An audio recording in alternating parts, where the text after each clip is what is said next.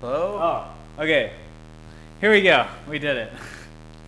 Woo! All right. Welcome to Greatest League Talkshow, guys. I'm your host, Scarra, with your other host, my co-host. Hey, what up? Xell here. Anyways, guys, we ran into a little bit of technical difficulty, but welcome to the pre-show where we talk about anything and everything that's hip and cool and happening. Yeah, kind of. You know, it's funny how I feel like every time we start the show, it's always on the back end of a terrible series. Oh, because absolutely. The bad series always goes on for longer than like good quality games, where like the winning team kind of just takes it. Would you say that the audio has a problem?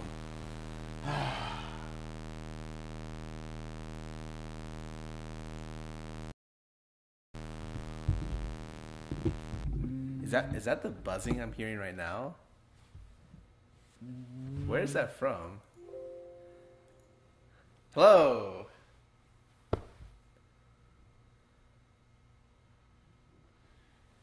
Okay, so it's good. We good. All right. Okay. Great. So here's the thing: is that Mark's laptop is actually just like fucked up. Like, if the power cord gets like a little bit too far forward, like it's a circular thing. So if it rotates just a little bit, his laptop loses power, and so then all his things don't run as smoothly.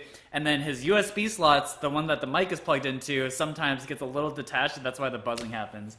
So literally, it's all because of Mark's computer just sucks. It's all right, dude. There's a solution to the problem. The solution is I think I'm getting a new laptop in a couple of weeks, and we're gonna run it off that. So, anyways, what I was trying to say was that we always end up playing or starting the show off the back end of a bad series because those games just take longer. Yeah, and it's not even like a back end of a bad series. Like I'm comfortable. Like as an analyst, I watch a lot of bad games, a lot of bad series. It's like the series I just watched was like another level. It's like the level of it's a series that you watch when you're going to a game and it's like the lowest rated team. You have no expectations and they have a brand new roster. Like that's like the game. That's like maybe you would expect the quality of game that I just saw, and instead I'm coming into a roster that's not brand new, that's been around for a whole split, essentially a whole split, from like what should be a premier North American organization, and yeah. So what happened, huh? Oh, let's just say when Mark comes in, I'm gonna have a vote of hands for if he wants to go over that series or not. Yeah. Because nothing to take away from Echo Fox. They won. They beat up a small kid, dude, at the side of the street. Yeah. They got it. The small kid was tied up to a fucking street sign, and they're just like, and like somehow Echo Fox is like missing some of the punches too. Like in that first game, he's just like, I can't hit the stationary target that's tied up to a street post. I can't do it. Yeah, they got his candy and all that stuff, and they stole it, and they ripped it away from him, and we got that game. No offense to them at all, but wow, Team Liquid does not look like a great team right now. I mean, just say how it is, dude. They look like shit. Yeah, they look really. They look so bad. They look so bad. And yeah, so the first topic that I have up on the pre-show list is Slushie, because like it felt so random, right? Did anyone? One, I didn't even know Slushie was a sub. I did not know either. Yeah, so that was already weird, and I was like, I mean, like, why? I just don't understand at all. Like, why they were like, Golden Glue, it clearly wasn't up to snuff. We gotta send in Slushie. I can understand to lane against Froggen. Right. I can understand if like he was split in scrim time, or like maybe like they've been working on him for a long period of time. They knew he was gonna alternate with Golden Glue for the season, stuff like that. Yeah. But it really felt like a last minute replacement. And even the way they announce the replacements, like the way Team Liquid announces roster changes is unlike other organizations. They use their owner's Twitter account to announce it. So Steve just randomly goes out there and just like, by the way, we're replacing Golden Glue with Slushie. And like that's how we do groundbreaking news reporting in esports right now. And especially that's just been TL's like MO for like even going to last season. And once I saw that on Twitter, I was just like, I mean, I guess like I don't think Golden Glue has really big problems in lane. It really feels like he struggles to find impact if someone else doesn't set him up in good situations. And generally, like, yeah, TL just has really bad macro game. They don't know how to play the game. Yeah. And I think subbing in Sushi isn't going to really fix that. And in fact, they're probably going to sub in a person who has less experience right now in scrims, which means he's probably going to be a worse laner, which he was. Yeah. And I got up against one of the most like dominant laning players in LCS right now. Yeah, if you were to take, like, you know, did you ever play Tony Hawk Pro Skater? Yeah. You know, like, the stat screen, and you can, like, allocate stats? Like, Froggen is a person who, like, maxed out laning, right? Like, he's just, like, he put all his points into laning. Nothing about team play, nothing about roaming, just all laning. And you're throwing Slushie into that Yeah, guy. you just got to get the CS bar all the way up there. Like, if there's anything you know about Froggen, like, he CSs really well, he lanes really well. Yeah. And he just bullied the crap out of Slushie. Like, that second game was disgusting. Like, oh my god. He was like 30 CS under, he like forced him back twice, and I'll ask Mark to put better Twitch TV on his laptop so that the thing we'll have to fix the chat thing, because obviously unless you guys speak in really short sentences, you're not going to be able to see the full sentence. I mean, maybe like installing better Twitch TV might break his laptop, so we won't want to. That's true. Like any amount of pressure on his laptop might just like blow it up. So we're not sure. It might actually explode. Like, I'm actually really worried, because if it does come down to that, I'm gonna have to steal like my manager's laptop for a week or for the weekends or something like that. Yeah. I'm actually pretty concerned, because if Mark's laptop goes down, then we can't stream these things. But in brighter news, Echo Fox 2 of the week. Yeah. Ever since their announcement of their just great challenger team, they just seem unstoppable. Yeah, it was all you guys. They're at the very top of the ladder for the first time ever. Never before seen. I'm just saying, there's only been one major change between last split and this split. Is it a coincidence that Delta Fox gets announced on the same week that Echo Fox gets first place in the LCS? I think not. I mean, obviously not. I just told you it's not. I'm just saying it's not because of us that they won. But it's because of you guys. But I'll take some credit. Oh my god. It's pretty interesting though, because like the first week of LCS goes by, and all the people who were top 4, basically top 5 even. I think it was top 4. Yeah. Their overall record is 1-7. Yeah, they're actually like not doing great. TSM went 1-1. C9 went 0-2. P1 went 0-2. Yes. And then, well, CLG did fine. FlyQuest did. FlyQuest, that's right. Legit, everyone went 0-2 possible. Oh, God. And this is so bad, because I expect bad quality games for the first week of this new split. It just happens. Yeah. But I didn't expect all the top teams from last split to just drop games. Yeah. I at least expected, maybe 3-game series, but we didn't really get 3-game series either. We got like 2-game series. Yeah, some just flat out some of them were just not close. Like today, Immortals played really well against TSM. I thought like they just beat them. Yeah, and it was like, man, if you're TSM, like get it to 3 games, like or something. I don't know. It's just. It's exciting, though, I think, for a spectator this season, because, like C9 and TSM have always been at the top as organizations, just always. And then, CLG, every now and then, they have a flash in the pan, they're up there, too. But, like, I want to see some of the newer teams, like, actually come up and, like, maybe be a threat in the top 4, because... Whoa, way too early for that. I still think at the very end of the season, yeah. See, like, I mean, it's likely CLG, TSM, C9, C9. Yeah. But I mean, likely, but it's nice to be able to see these other teams win games. Yeah, for sure. All right, what's next on the schedule? We basically had nothing to say, because yesterday's pre-show was so long that like we've exhausted all the topics to possibly talk about. Did anything happen yesterday? We could just do a QA too. Oh yeah, sure. I saw some people ask about maybe it was the same guy just asking it over and over, but I watched Koei no Katachi again last night. I did it with my stream. Anime. And it's very sad.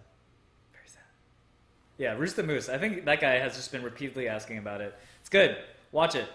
It's I think it's sadder than Kimi no Nawa. Personally. It's sadder? Yeah.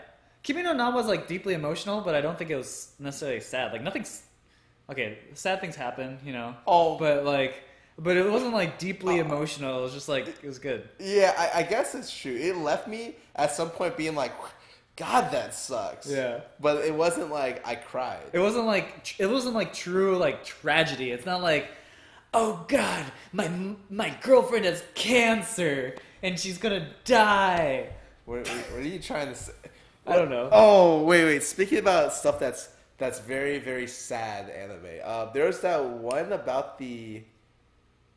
There's the one about the singer. Do you remember what I'm talking about? It's like a piano player and a singer. Piano player and a violinist. Yeah. It's Your Lie in April. What do you think about that series? I love that series. Personally. Really? Yeah. I read it and I was just like, oh, this is a nice, lighthearted series about really a guy overcoming his problems and succeeding. And as I'm reading, I'm just like, oh God, that's not where this is going. Yeah, I don't want to spoil that for anyone. It's really good, but as a violinist, like I deeply related. So, MarkZ is gonna be here soon, guys. Hopefully sooner than he was here yesterday because it took a long ass time. MarkZ does not have any meetings today, so he should be arriving from the LCS studio right. That's way too early. It's like another 10 minutes probably. In 10 minutes. What will be the Delta Fox roles? We talked about this before, man. Delta Fox has no roles. We're very, like water, you must be fluid. That's us. I'm pretty sure some martial artist said that. That's us. Oh God. You guys are just like wing it, just rock paper scissors. No, for who wants to play mid that day. Legit. I thought about it. I'm like, dude, I watch LCS and like professional games every day. I can create good drafts for a team. Or we can play Yasuo comps. It's like, and that would just be like twice as fun. So I was just like, you know what? I know what we're probably going to do. We're probably just going to play not the meta stuff because that's kind of boring. Yeah, we're just going to be playing stuff like Xerath mid. Just throw a cutie pie in there someday. And then... you get shifters, Ari in there, when you actually want to win.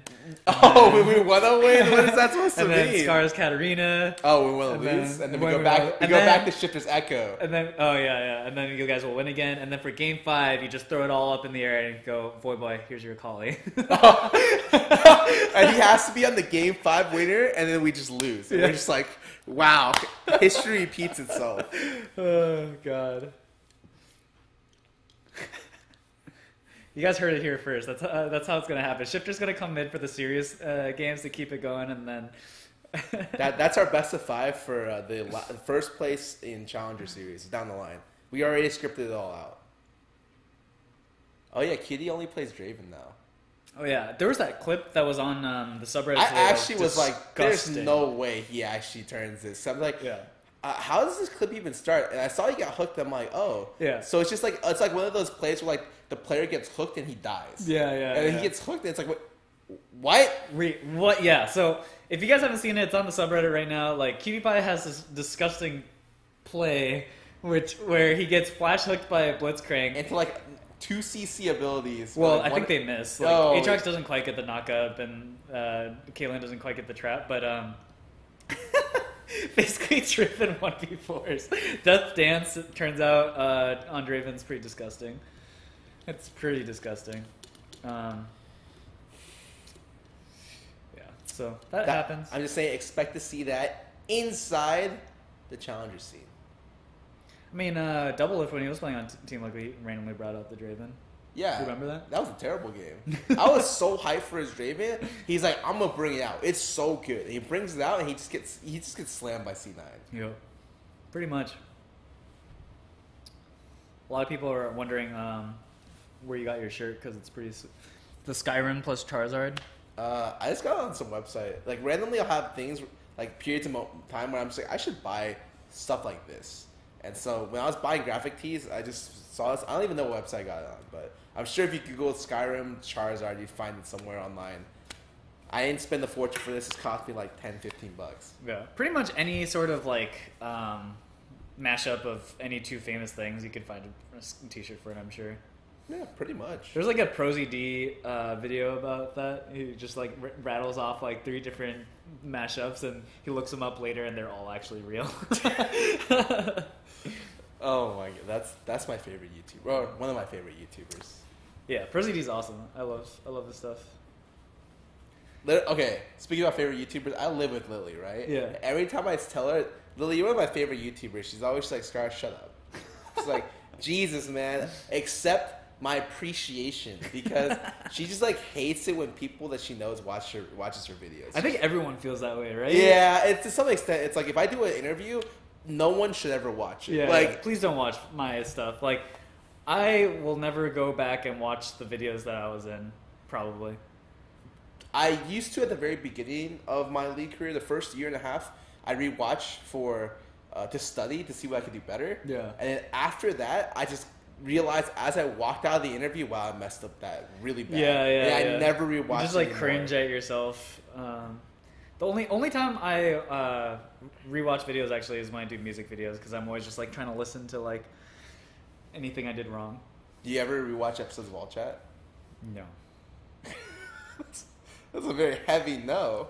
I've never rewatched an All Chat episode. What would you consider doing that? The very first All Chat episode for your early on I did, because I wanted to see how. Well, it was weird for me because like I also worked on the producing side, so I would go back and like watch all the clips, and I'd sit there being like, you know.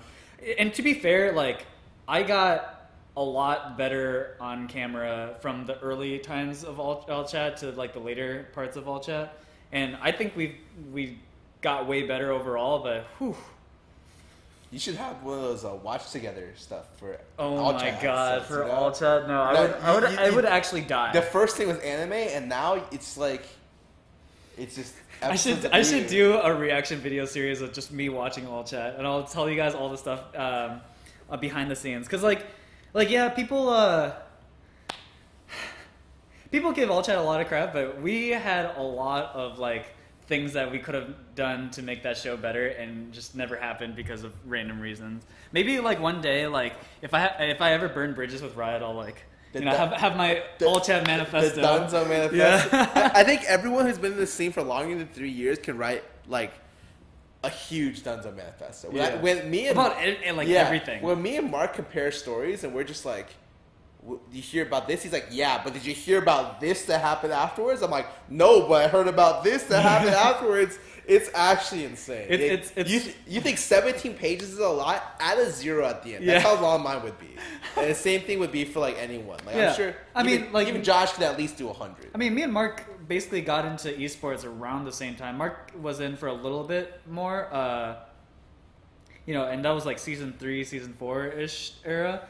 And yeah, I've seen some shit, man.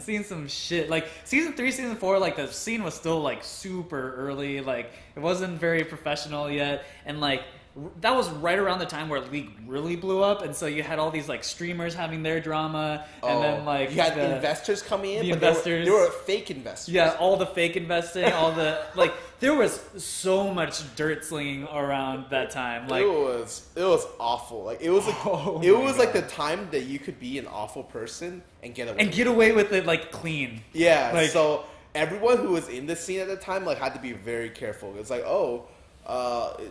like I get offers to go to challenger teams with like insane salaries backed by random people that I'd never heard of, and I would never even talk to them because I'm just like, there's no way you will ever give me this amount of money.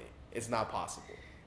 If we sat here and just started leaking stories about this stuff, we would be here forever. Yeah, and like we don't have enough time. Like Mark would need to spend he'd have to have his car break down halfway and they get kidnapped, and then they do an entire episode of 24 or entire season of 24. Yeah, and then after that season's done, then we might be close to being halfway. Yeah, it's actually going to be that long. Like legitimately, and it's like on everyone, literally everyone in the scene. I feel like pretty much everyone who's ever been involved in the League of Legends scene, from the content side, from the esports side, from the streaming side, like everyone has shit on them. Like if you guys were to generate a list of all content creators that have ever existed for League, you could just go down being like, oh yeah, I have a story here, story here, story here, story here. Like it goes on forever.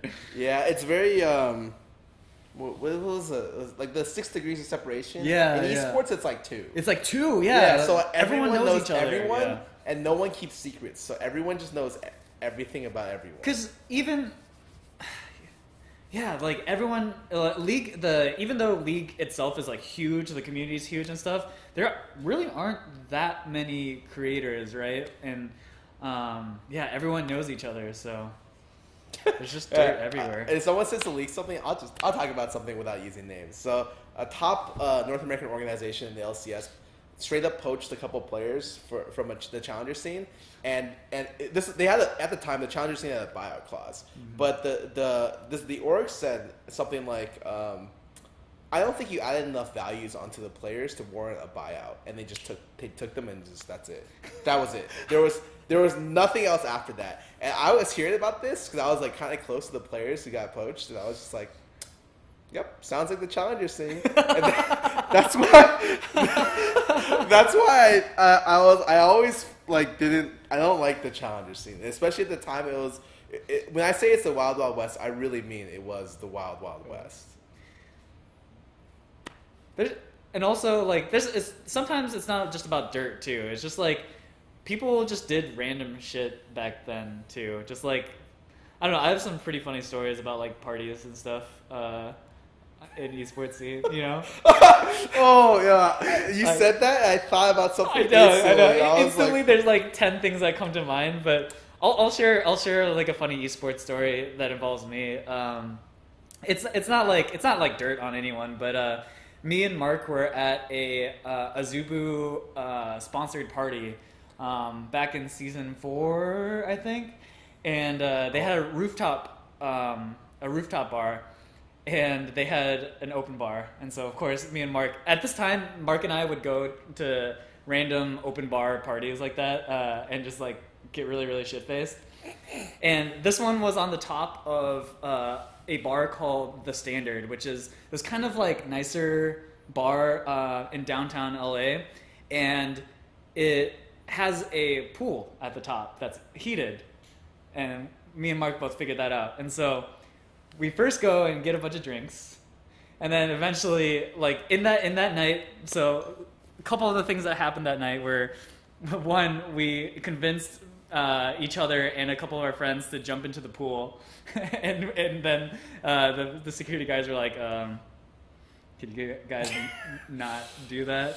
Two, Loco tried to convince me to go around trying to pick up girls using lines from Naruto. Tell me that doesn't just sound exactly like Loco. That sounds like Loco. 100% he would say stuff like that. And then, what else happened that night? It was so funny. There was like, people were dancing in front of the DJ and stuff. And then eventually, I was dancing with this girl, and she is like way too drunk at that point, and she basically barrels me over and gets basically her entire group of friends kicked out, which was pretty funny. Yeah, I don't know. Loco lets loose. Loco lets loose. That party, baby. That's the pilot that never got aired. So, anyways, it's not the most exciting story, but like, there's a lot of stuff like that that's more specific with much more dirt. But there was a lot of things that happened. I don't know. But yeah, I think of stuff like that. You gotta have like a tame story that you could reveal. A tame story. I just revealed a pretty tame story. Time.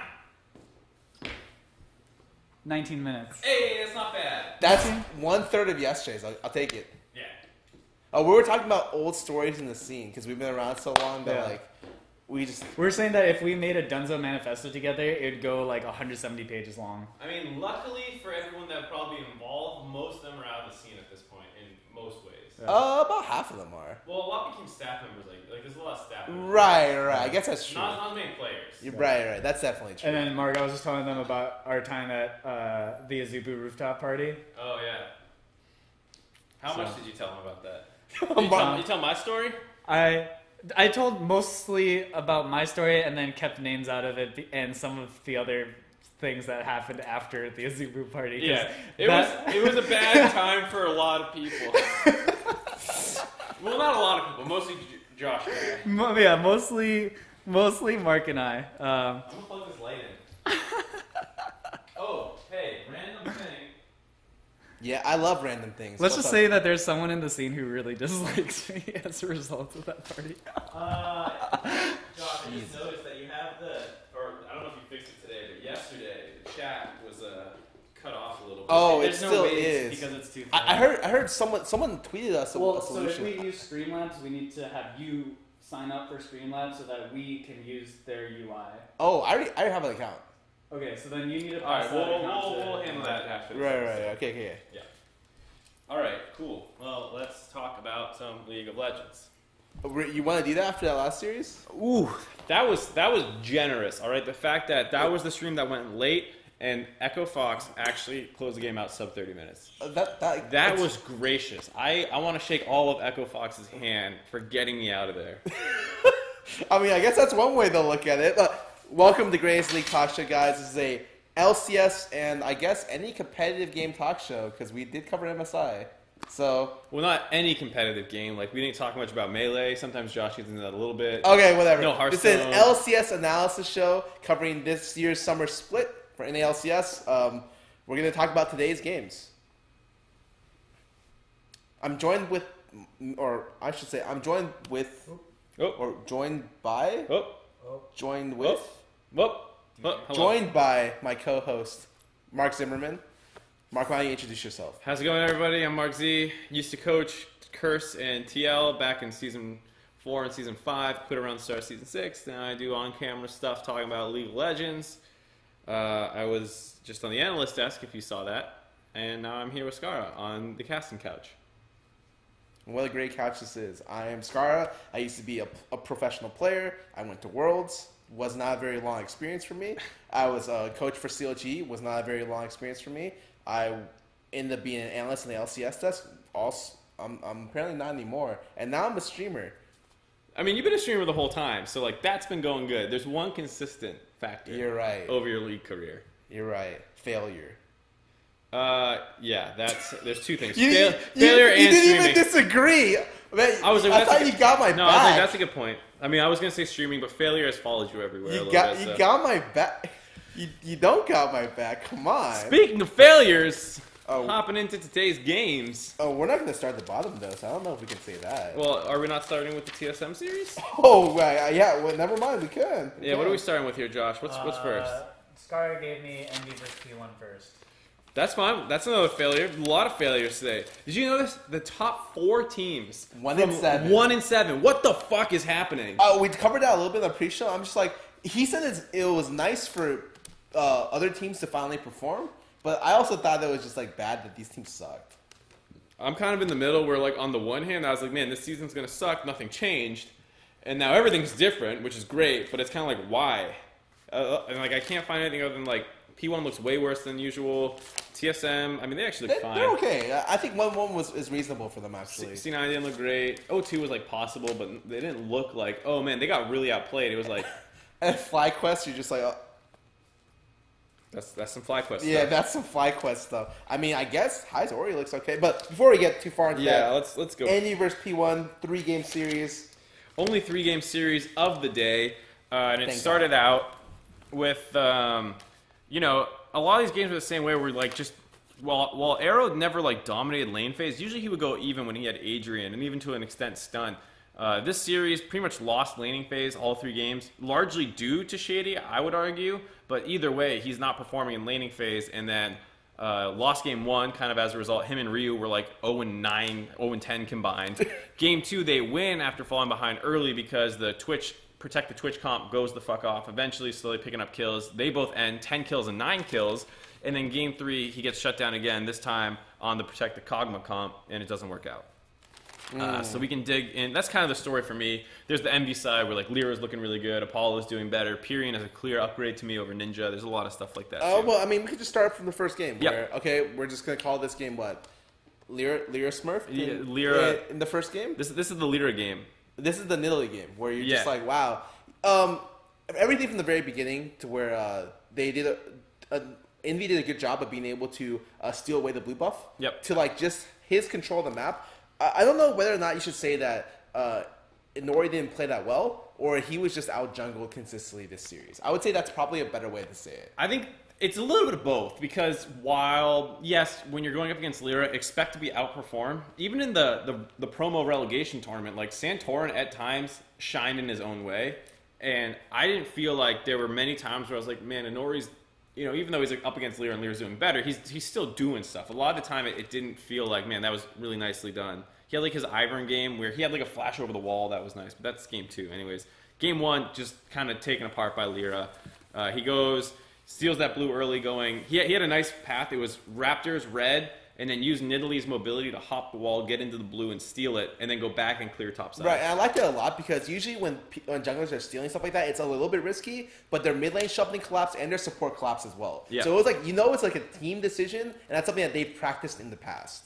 Yeah, and then off the back of that, he also sways the bot lane. Yeah, he turns the gank 2-for-0. Yep, gets a 2-for-0 in the bot lane that they might have lost, and then I think he might have gone mid once a little later. But either way, he gets his team a huge lead, and then it stalls out a little bit, but they keep finding Arrow, who just keeps dying early on. Yeah, this is a really bad game by Arrow. Usually coming from someone who is a very, very big Arrow fan, his positioning in this game reminded me of just like the random slip push 80s that you see in solo queue a lot. To be fair, there were like a lot of skirmishes that like mechanically he played well, but it's like you still shouldn't really be happening. But I mean, like there's situations where, okay, well, in the mid game, how do they kind of blow open that one dragon fight where Arrow just tries to flank with Varus? That was horrible. Onto the AD, and it's that like, one was horrible. Wait a sec, he got Shen ulti and he died. And even if he didn't get the Shen ulti, it still was pretty bad position. I mean, he could have waited longer for the rest of his team to get closer and then kind of like do it later, but he just like walked into them and was like, hello. Yeah, and then I am CCing you. I think he got picked off bot split pushing, top split pushing, and then the one thing I will say is actually that Pyrion played this game pretty well. Yeah, like, I think Pyrion's actually, we haven't seen him on too many champions yet, but at least the champions we've seen him on so far is good. I like him a lot more than Ninja because my biggest problem okay. He's a big Ninja hater. But, I'm big. But my biggest problem with in the world. Ninja is that he just wasn't consistent. Like, so... Well, I didn't like his champ pool either. It wasn't like, oh man, he plays Cassio and sometimes he goes off and sometimes he doesn't. It's like he can't play Cassio. I think in this situation, though, what I'm trying to say is that Pyrion's actually just a very consistent force. Oh, okay. Every game he brings, like, kind of the impact that you expect from a mid laner. So even if he's a little bit behind, he still does stuff. Like, he does his job in team fights, which I think is really...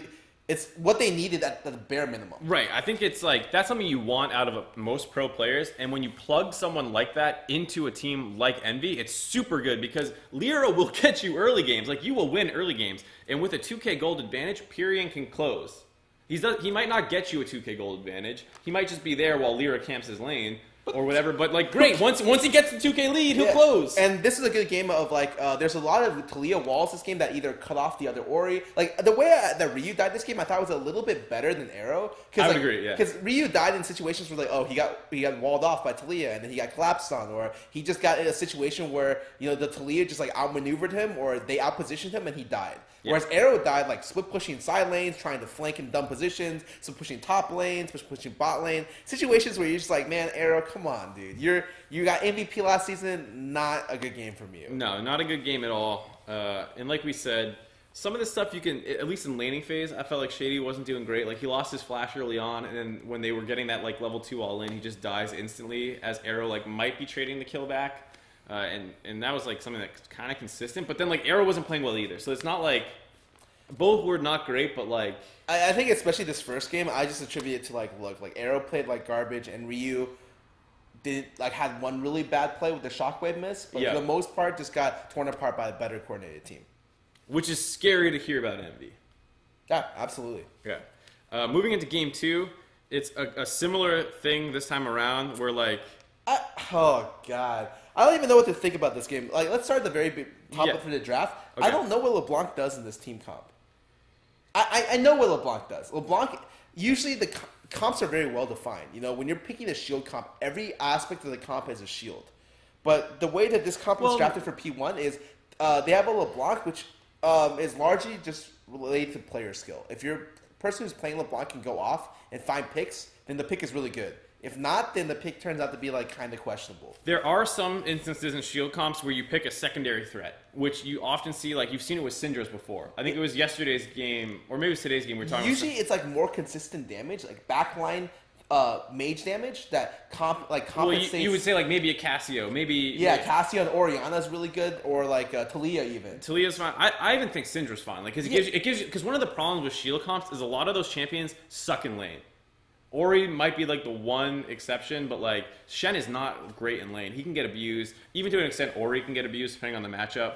And so when you have Syndra, it's like, well, shit. Now we can pressure you while buying time for Shen to sit up in the top lane. Which is why it's so jarring they pick LeBlanc. Right, which is why I agree, because like LeBlanc is even Syndra has good DPS as well as CC and setup for your AD carry door and wild. LeBlanc is like, let her do her own thing. She should not be involved with the other 4-man of this comp. And fortunately for them, Ryu actually has a good LeBlanc game. Like he's able to find like a lot of picks here and there. Sure, he dies doing it, but like for instance on the Dragon fight, he finds a pick onto the Rumble at the very beginning, and just a lot of the situations in the game, he's able to find good damage in situations where a worse player wouldn't be able to.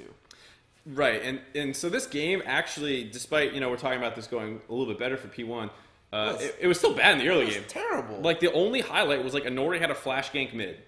He flashed over the wall with Ivern and got a root and helped set up a kill for Ryu, which actually ended up being pretty big because it kept Ryu further in the game than he would have been otherwise, because once again, they're losing bot lane pretty hard. They're getting pushed in, their turret got taken, they were down a bunch of CS. The Shen on the top side, like eventually they flip up there and they start trying to make plays up there, and that's where Envy starts eventually messing up. Yeah, they overextended a couple times in the top lane. I think especially against P1, you don't want to take their threats too much into late game. Like if you're taking a team fight comp and especially a shield comp against like a Twitch, Arrow's Twitch, you're probably going to end up losing, even though there's situations where your comp does fine into that. Like I thought that the way they drafted was yeah. This is like not a bad comp. Like with Xayah, Rakan, Talia, Zac, Rumble, if you get any sort of like good AOE against a shield comp, they can struggle because you can only really protect one target. So if you blow up the Twitch, great, you probably win the fight. Or if you just get everyone super low, you can win a fight. And they have the tools to do that. They just kind of messed up too many times to the point where like now the shield comp's completely in the game. And the big breaking point for this game was when they looked to find the pick on Ivern in the top side. Yeah, that's what I was saying. And they weren't able to get the kill. And then they got cleaned up by the enemy team and they lost Baron. And that accelerated P1's comp into, I would guess, like the late game essentially. And at that point, Arrow starts face tanking the enemy team. Literally just opens up S keys and just starts autoing stuff. He gets 3 shields and the game's over. Yeah. That said, there was a sick team fight out of Lyra with the Zac, with the 4-man Zac ult. If anyone was alive, yeah, he would have killed everyone. But that just wasn't the case. What do you think about the Zac pick for Lyra? This is the only Zac we've seen in competitive, and they give it to arguably the best jungler. So you kind of like, is this good? But at the same time, Zac isn't the pick you assume Lyra wants. Right. And the thing is, I look at his gameplay. He didn't even play bad on Zac. He was fine, yeah. Like, one of the ways that his team was able to recover, I think Hakuo died in lane 2v2, was that Zac ended up going bot side and ganking bot, and to be able to turn around Arrow's pressure and kill him and blow both summoners. Yeah. So I thought generally he had a good Zac game, but even with that in mind, they may need a better early game threat in terms of a damage threat. Yeah. Because he's just like, he's a person that needs to be a carry threat for their team to transition successfully. Yeah, not even just like necessarily damage carry threat, but just like you need to make your own plays, and Zac can kind of do that. It's generally because Zac doesn't have enough damage. Similar to Ivern, I think even like an Olaf, for instance, has enough damage to just like run people down. Yeah, but exactly. Like, that's why it's best to see Lyra on champions like Kha'Zix, like Lee Sin, stuff that does enough damage where he could solo make plays. Like if he can kill a backline member on his own, that's a good champ for him, and Zac can struggle to do that a little bit. So while I don't think Zac is bad, and I think he had a good Zac game, I don't know if Envy can look to cement him on this pick until maybe later in the season. That's exactly what I was thinking, because they look better, and Piran looks good, and Apollo started turning things around last season. Seraph's still a little sketch for me, but like it feels like this team right now could get to a point where you could take a Zac or something, right? Or an Ivern maybe. I don't even think they're scrimming with this mid laner. Like I legitimately think they're playing with their other one, and so once he comes in, this team could be even better. But maybe probably not that much of an upside, but maybe a little bit better. But I see what could happen, and so later down the season, maybe he can play more utility. I agree. Either way, MB make a bunch of misplays and skirmishes. Like you said, Twitch gets fed, starts carrying. Game 3. This was another kind of sad game for the bot lane of P1 on the Kog'Maw. I just put that Lir snowballed like everything this game. Yeah, he went bot top, got everyone going. Yeah, And Pyrion combo well for a lot of it too. And that's generally how I see Pyrion as a player. You know, Yeah. the follow up mid laner. Yes. Which is great. I think that's exactly what they needed. And this was a game that also incorporated. This is like the envy that you always wanted to see a little bit. We're like, yeah, they're playing Blade of the Rune King Jace top, which is kind of fucking janky. You know, it's really only played because Seraph's like good on Jace, and so he'll pick it, and Kennen got taken, I think, or Kennen got banned. Kennen got banned. Yeah, but and they needed the blind to top, and they're like, we don't want to do Renekton. Let's give him Jace. Yeah, and so it's not great, but I mean, they won in their kind of own way, exactly how you expect, right? Their jungler, he's on like Lee Sin, he's popping off. Their mid lane player just kind of follows up their jungler's aggression, and then they look to snowball like the side lanes. And by they mainly Liro, maybe the mid laners with him as well. Yeah, well, so like Liro goes mid, gets Pyrion a kill. Eventually, Ryu finds a kill or two back. They make a four-man play on the top side, and it looks like, oh my god, P1 might knock Jace out of the game, and once Jace falls behind, he's useless. But then Lyra and Pyrion go up there, put Jace back into the game. And then it stalls out for a kind of long time, where like they're not being super decisive. Oh, this is the one. Because they had bad lane steps. They had like... This is the one where Jace was bot lane. He could have gotten in hit, but they don't know how to split push correctly. Well, there's also the time that post 20 minutes, you had your Ahri bot lane, and Seraph died topside, and it was like, oh my god, P1 might be able to force Baron here, down 5k gold, and then they just didn't do it. They just backed off the Baron. It's like, I mean, you guys are behind, you're probably going to lose. I think it's worth kind of taking a risk. Yeah, definitely some situations where, as you're looking at these games, a lot of the early games, you're just like, what happened to all the macro play from all the teams? I kind of give Envy like the benefit of the doubt because they were never good at macro. Yeah, they're learning now. At least they were winning games. Like, I can't even say anything now because like they won a series. Like, congratulations, against a team that I think is pretty good. And for P1, I'm just like, what happened? Like, you guys suck. Yeah, for sure. And so the way this game ends is, despite Envy kind of flubbing a little bit with their lane setups or the split push, eventually they get it right, and they have a situation where P1 feels like they need to force around Baron. And what I really liked was Pyrion goes in, chunks out Shady, gets him really low, and gets out. He doesn't look for the kill. He's like, we stopped the Baron attempt. There's no way they Baron now. Fuck it, I'm gone. And in the meantime, like, Seraph didn't even look like he wanted TP. Thank God. Don't try and TP. Yeah, and the thing is, that's something definitely he could have done before, but they got so antsy that like he followed the TP back to them when they were starting Baron, and he didn't need to do that. That's a guaranteed inhib situation for him 3 or 5 minutes earlier. Yeah. And finally, they're able to do, like, again, this 1-3-1 setup, which transitions into them getting the win. Yeah. But it just took a really long time. But I'm not too sad about it because I can't flame a team that literally didn't win almost any games last week. This is an improvement. It's good to see. This is what we were saying in the pre-show on Thursday about them, was like they have a lot of upside based off how close they were to winning a lot of series last season. And if they can just be a little bit better in the late game, they probably win a handful more. Yeah. I definitely could see them in the upswing going into probably the middle of the season. Yeah, I think so too. And we will get to that in the power rankings later on today. Right after these next 3 series. Next 3 series. Moving on to the big shocking one. I thought today might have sucked based off like who I expected to win. Like these matchups you look at last season, you're like, this is a boring day. You get them this season, you're like, holy shit, what is happening? Oh, yeah, this was definitely a confusing series. Well, not necessarily in terms of play. I actually thought the play out of Immortals was good. I guess in terms of confusing result. Exactly, yeah. 2-0 victory for Immortals here. Yep. And not even in the way that you're just like, oh, Immortals didn't deserve the win. They cheated the win out of TSM in some fashion. No. Immortals just played good. Yeah, there were even game situations post like 30 minutes and on that they just outplayed TSM. Whereas like if you're like, okay, they get a 10k lead, they snowball. Dragon RNG was bullshit. They got like 4 Infernals. Like, it's not even possible. So this was a game where like they made mistakes. They threw the game back in TSM's favor and then recovered, which to me is super impressive. Very not what you expected from this team before. All right, so let's dive into game 1, which the first thing I'm going to touch on also goes into game 2, TSM's draft. Let alone the order that they got this draft, which I actually think was pretty reasonable in game 1, where like you see the Shen, you take the Fiora, you hide a bunch of stuff, you take the Olaf. What is this comp? It's like not TSM. That's my biggest problem with the comp is not that the comp is bad. I think it's still a little weird. Like, I don't love the comp. It's weird, but the comp itself makes sense. I look at this comp and I'm just like, okay, they can run with it. I would prefer, rather than them running Zyra, if they were able to snatch like some sort of support that's able to help the Olaf get in faster. Like a Kennen or like Karma. Lulu, like C9 ran it with a Lulu, correct? And I thought that was a really Well, they also had an Ori.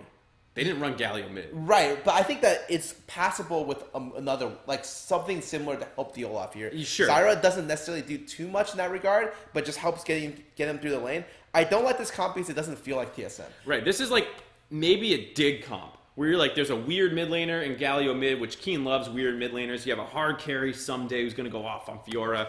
Sure, I can see this comp, but this is Bjergsen. You know what this reminds me of? What's that? Do you remember TSM when they played Cho'Gath? Yes. Oh my! This is the exact same thing where you're just like, TSM is not a team that picks Cho'Gath. Why are they picking Cho'Gath? Cho'Gath back then was like this horrible champion, but he was a lane bully. Yes. And that's all he could do was bully lane, and then like it was really easy to gank. Like die to anything if the jungle had CC or the mid lane had CC, but he beat certain lanes. He beat most lanes. So you just like took this thing, you gave it to your crappy mid laner to go even or beat someone who's better than you, and you moved on with your life and tried to win somewhere else on the map. And then it's like, wait, you're putting your best player on this limited-ass champion. Which can't really oppressively beat the other mid laner. And that's what Galio is here. Yeah, like, I think he, at best, got like a 6 CS lead mid lane, which is nothing. And Ahri loves to be able to get out of lane easily. Like, if her job is to find her way to level 6 in an easy fashion. If she's even by then, she did her job. Yeah. And they made it easy for them. And that's the thing, too, is so Bjergsen's limited. You're on this, like, playmaking... You have Fiora counter pick against the Shen where you're supposed to like split push with it. You can 4-1 a little bit, and then the Galio can join in on a gank attempt on the Fiora. There's like a lot of small synergies here which you like, but like you said, it's just not TSM. But okay, let's say it's not TSM. Whatever, they can still win with this comp for sure. But okay, their one win condition. This comp literally performs as a 4-1 comp. Which can like flank or do all kinds of crazy stuff after the initial 4-1. Yeah. The only thing that can't happen is Hunter cannot feed because they need him to go. They need him to be even so that he can go off at a certain time in the game where the other 4 people can stack up. It's like when we're talking about the Kog'Maw and the Twitch comps where it's like protect this thing. He needs to get through laning phase. Small CS deficit's fine. Whatever. Same thing here. If the Fiora falls behind and isn't crushing the Shen 25-30 minutes into the game, your game plan falls apart. And this is a situation where the Fiora fell so far behind, the Shen was like 1v1ing the Fiora. Yeah. At a certain point, you're looking, you're just like, wow, that's not a great trade. And the best part about this matchup is you can't even be like, maybe it's a matchup, because not everyone knows Shen Fiora. 2 series later, you watch Someday, and he just like destroys his matchup so hard, he kills the Shen in 4 hits. Legit. 4 hits. Hold on, I'm getting a little hot thinking about that. Yeah, we'll get to that game later. But this is definitely a game where, yeah, they messed up super bad. Their draft, I would say, doesn't fit the style of their team well. But it's okay to maybe experiment a little bit early in the season. But Sure. their play was just straight up bad. And to be fair, it wasn't like he just died 1v1 versus Flame, though he did take like a turret shot once or twice. Smithy gave a lot of attention up to the top side because Immortals correctly realized that this comp only functions if the Fiora is even or ahead. So Immortals attacks the Fiora and kills it twice, which is the correct thing to do. He gets a first blood gank top off a cheat. You were the one talking about his. I see you on Twitter talking about it. Yeah, I think I messaged you on Skype about it. Oh, he did the same thing both games, where she starts Wraith Camp and then he goes to blue and ganks that side. Yeah, blue Gromp and like Blast Cone over. Yeah, Blast Cone kills, and then the next game he does the same exact path to bot side because that's where. He's on the other side of the map. I was just like, is that even worth it? And it turns out that like. For the most part, maybe for his team it is. Because while he gets set behind in the jungle, he's giving his laners leads, and his laners are pretty good with leads for the most part. And like, he turns into more of a supporter-style jungler because he gives up XP to do this kind of stuff. And this is the difference, because sometimes people say, like, well, he's making a lot of early game plays. Dardoch made a lot of early game plays. What's the difference, really? And it's like, well, it's not him. This isn't like Elise going in and getting a kill and then trying to rush Moby Boots and like get in someone's face all the time. It's like, I put myself behind, whatever. Shen's doing better in the Fiora matchup. Great. I'll go get my team ahead somewhere else. I think a lot of times when you see Xmithy make trade-offs, a lot of teams value their jungle to the point where they'll make sure the jungle gets a really nice leash, his path is fully protected, all that kind of stuff. Xmithy's a little bit different because sometimes when he plays the game, he gives up his jungle so that his laners can do well. And that's like a sacrifice move that like works extremely well for a lot of the players on their team. So during this time, there's some roams mid. People are like Bjergsen got a kill or two with some help from roams. Pobelter goes topside. They kill Fiora, I think 2 or 3 times before 20 minutes. Yeah, I think her and Sven started 06 or some like yeah. Sven was only Sven did not do well because on the invade like Bard collapsed and they traded 1 for 1, and then just a bunch of stuff where you're just like, well, the Olaf didn't go off and the Fiora didn't go off. So like both of their divers cannot dive. And if your front line falls behind, you have 3 melee champions, and Ashe to initiate for your melee champions, and a Zyra to just kind of throw some damage down. Yeah, and win lane mostly. And if your divers fall behind, your Galio pick cannot do anything. Yeah, I mean that's what we're saying. Like you can't transport the Galio into the back line if you can't get there. What's nice though is 28 minutes into the game, Smithy delivers Bjergsen. Oh my god. The front line for TSM can no longer deliver Bjergsen, so with Immortal super far ahead, they have the Fiora shut down. Like, hey, why don't we, force a Baron? Bjergsen flanks. I don't even think it was a bad... Well, because they got a pick right before it. Yeah, I was just like, okay, it's a good Baron call. They can just turn easily. They do the Baron, they turn, and the way they turn it is like, oh, they delivered Bjergsen into a situation where he wins the fight for his team. Bjergsen's wrapping behind the Baron from the Tri-Brush, and Smithy sees him, and he's like, oh, wait, let's turn on Bjergsen, focus him, kill him. Bjergsen starts channeling his taunt. Smithy kicks him into this entire team for a 4-man taunt. Which, by the way, that is bullshit. Is the only channel ability in the game that doesn't break on CC. Which, when I saw it too, I was kind of like, what? I didn't realize it wasn't the channel, because even when you're playing Galio and you cast his W, you see the bar. Yeah. It looks like a Fiddlesticks ult for all intents and purposes in terms of like channeling. I knew it was a channel that didn't break. I just thought I didn't think about how weird it was till today's game, where it's like, well, he's in a really bad spot, and like I kind of understand why it's that way. It's just very strange. And so this was probably Smithy's worst thing this game, and they almost gave the game back to TSM. Yeah, because TSM cleans this fight up. They grab the Baron. They were down probably like, I think it was around 5k, and instantly it's back down to like 1.5 or 2. And then what ends up happening? They do a 1-3-1, which doesn't succeed because Pobelter is able to get a pick onto bio and then clean up bot lane. Galio's not able to get there in time. This is while Baron buff is on. So TSM should be flying back into the game, mowing down turrets, and instead they get one and get picked off. Right, and then so the situation resets, and then eventually, I don't remember how they clean up. Was it Bard starts? Bard lands. We haven't talked enough about Ole for this game because you said he collapsed in that one invade for Sven, but to be fair, he was bot lane, takes the portal through Dragon Pit. He has like the angle right, so he rides it the whole way and gets there way faster than almost any other support could to make that invade instead of being a 2v2 with TSM actually having mid priority into a 3v2, and they're able to kill Sven. It does get traded back 1-for-1, but it's something where that was just a completely TSM advantage until Ole collapsed. And then after that initial throw, he starts having like godlike Bard ultimates, combo with Pobelter's charms, being able to basically win them team fight after team fight. Right. And I think that's how they blew open the game. Doublelift got hit with a Bard ulti into a charm and then just explodes. And then Tonster tries to chase the Ahri down and gets kited out. And then dies as well. And it was just like a tragic situation where the only way their comp could win just never got online fast enough. And they had the opportunity to get back online. Like, yeah, Fiora was kind of still behind, but at least the team goal was catching up. But Immortals like just strictly outplayed them with these team fights, like catching out key members and killing them. I think what baited them into the next game, where they picked Galio again, was the situation where it's like, look, like Hanser's not going to start 0-3 again. This was just an unlucky game. So we're going to get... do you have anything else to say about the first game? No, I mean, after that, it was just like Ole and Pobelter winning team fight after team fight. They win. We go into the game 2, and they pick another Galio comp, but it's a little bit different with like Lee Sin Galio, and they pick a damage dealer top lane Rumble, which I thought was terrible.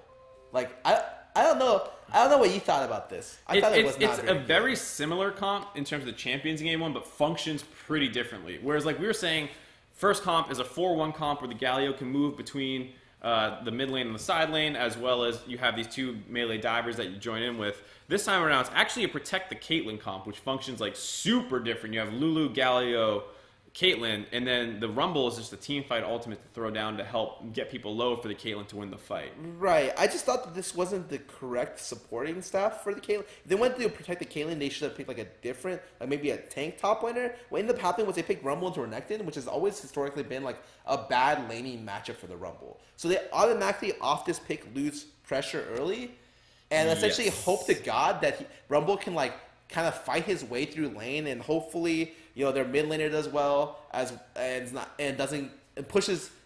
the Syndra, which is a possibility, and that their jungle is able to control so that he doesn't get dove. Yes. So TSM, always known as a lane dominant team, opted into their top side losing matchup, which isn't great. That said, the game starts with Smithy killing Caitlyn again, or was it Biofrost? Either way, he ganks bottom and gets a kill. Yes.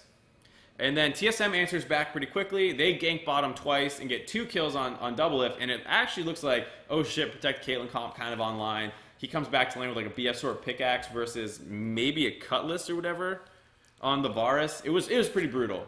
And then the bot lane dive happens, which was nasty by Immortals. They actually played that so well. That was the one where... Smithy, walk me through it real quick. So what happens is they have a wave kind of coming bottom. Smithy's behind it. And everyone realizes this dive is coming. He gets jumped on by Sven, who kind of tries to kick him into Bjergsen to get the taunt chain CC. He flashes out of the taunt, starts throwing some damage down. The Q misses. He's able to follow up, and then as everyone collapses... Galio's coming in, he dodges out of the Galio ult, and slowly this whole time, like, they're kind of poking them with Gragas barrels, Varus Q. They have extra damage coming in from, like, the Karma, like everyone's just kind of like throwing damage in. They're slowly getting low under the turret, and Haunter has no TP here to match. And then Flame teleports in, and all 4 kind of like grouped up under the turret, and they get 3 for 0. It was just like very scrappy but well played to like dodge out on critical abilities. Right. After this, actually, the funniest thing happens where kind of Sven's thing happens again, where he invades red buff. With his top laner. So it wasn't even like a terrible invade, but he gets collapsed upon and dies instantly invading a buff. Which I thought was just like, that's classic Sven, dude. You still got it, man. Yeah. Like, that's same old TSM. Yeah, you know? And so I just thought that was really tragic. And it kind of was okay. Like, up until this point, I thought the Rumble was an okay pick. Because he got out of the early lane pretty okay, like pretty well. He had to kind of fuck his team by not having teleport because he used it for himself. Right. Aside from that maneuver, for the most part, he got out of lane decently well. And I thought that maybe if the bot lane went differently and this invade went like a little bit differently, it would have been fine. But as soon as both of those situations happened, they were in a terrible spot. I think Renekton ended the bot lane fight with what, like a pretty big lead. Well, yeah, he got I think 2 kills out of that and came back to lane pretty strong. I think Haunter might have taken the top turret in response, but it was bad. That said, Immortals were not super far ahead, and the game was relatively scrappy with like some team fights going back and forth. And Immortals just played fine until a top lane fight where the game just kind of ended. It was pretty surprising because like the top inner turret or the top outer turret was still up, and that's what made this fight start. You remember this? Pretty sure. It was like Smithy and Flame trying to take the top turret, and TSM trying to get up there to defend, and then they get like really strung out, and Pobelter comes in from the side and just deletes Double Lift. And as soon as you protect the Caitlyn comp has its 80 carry die instantly, the game's over. Oh, yeah. Because I remember these situations like these because every time Pobelter does a big play, like the chat goes absolutely wild. And I'm just like... What, because he's only mid? Yeah, because everyone just spams like 200 IQ. Wow, what a sick play. And honestly, we can talk a little bit about that. Pobelter looks a lot better. And I think it's not even because... Well, definitely he played better than he did the start of last split. Well, he and Dardoch just had negative synergy where they just made each other look horrible. But I think, yeah, Smithy makes him look good. Like, a lot of times, the setup for Pobelter is so good at the very beginning of the game that he gets fed enough to where he's in positions to just be able to crush people. If people are not ready for the Syndra ult to use all their defensive abilities to keep that target alive, they're dead. Yeah, absolutely. And it was kind of funny that Bjergsen ultied the Lulu. He ultied the wrong target. So, like, maybe they could have saved the Caitlyn. Like, it was a strong possibility. But he was already at, like, 20% health when the Galio ult started coming in, I think. So, he was pretty dead. Most likely.